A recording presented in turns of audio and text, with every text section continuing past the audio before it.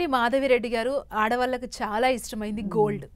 Gold పరిస్థితి ఏంటి? GST పెరిగిందా తగ్గిందా? సిచ్యువేషన్ ఏంటి? అంటే వీళ్ళు ఈసారి చెప్పింది ఏంటంటే రెగ్యులర్ అంటే రెగ్యులర్గా మనం చూసే కన్జ్యూమబుల్ గూడ్స్. ఇప్పుడు గోల్డ్ అనేది రెగ్యులర్గా వాడేది కాదు కదండి. సో అందుకని I don't think so gold అనేది ఇందులో జిఎస్టీ దీంట్లో ఇంక్లూడ్ చేశారని అయితే ఎక్కడ మాకు రాలేదు.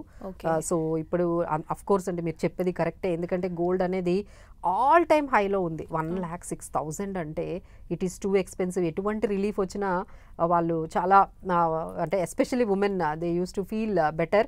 బట్ గోల్డ్కి అయితే ఇదేం లేదండి. ఇదంతా ఏంటంటే రెగ్యులర్గా మనం వాడే ఇంట్లో వాడుకునే వస్తువులు ఏవైతే ఉంటాయో ఒక common person below middle class and above middle class వీళ్ళందరూ ఎవరైతే వాడుకుంటున్నారో వాటి మీదే ఎక్కువగా కాన్సన్ట్రేట్ చేశారో. దట్టు ఈ ఫెస్టివల్స్ టైమ్స్లో బాగా మనం వాడతాం కదా ఈ వస్తువులన్నీ. ఇవన్నీ ఫుట్ వేర్ కానీ క్లోదింగ్ కానీ, ఇప్పుడు మీరు పోనీ గోల్డ్ అంటే లేదు కానీ మీకు క్లోదింగ్ అయితే తగ్గుతుందండి డెఫినెట్లీ. దాని మీద కూడా గార్మెంట్స్ మీద కూడా చాలా వరకు మీకు మంచిగా తగ్గుతుంది. అదైతే ఎంజాయ్ చేయండి. గోల్డ్ అయితే మీరు కొనుక్కోలేరు కానీ బట్ ఈ గార్మెంట్స్ వైపు అయితే మనం కావాల్సిన బట్టలు కొంచెం తక్కువగా రేట్లో దొరుకుతాయి. అలానే ఫుట్ వేర్ కూడా మీకు తగ్గుతుంది.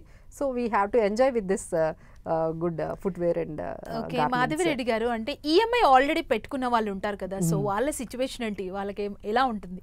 సో ఆల్రెడీ వాళ్ళు ప్రైస్ అనేది ఫిక్స్ అయిపోయింది కదండి. సో కొత్తగా కొనుక్కునే వాళ్ళకి మాత్రమే ఈ బెనిఫిట్ అనేది మనకి ఓల్డ్ ఈఎంఐ అయితే సేమ్ అయితేనే ఉంటుందండి. అది కూడా సెప్టెంబర్ 22 నుంచి అండి. ఇప్పుడు మీరు రేపు వెళ్ళి కొనుక్కుంటే మీకు రేపు ఏం పెద్ద బెనిఫిట్ కనిపించదు.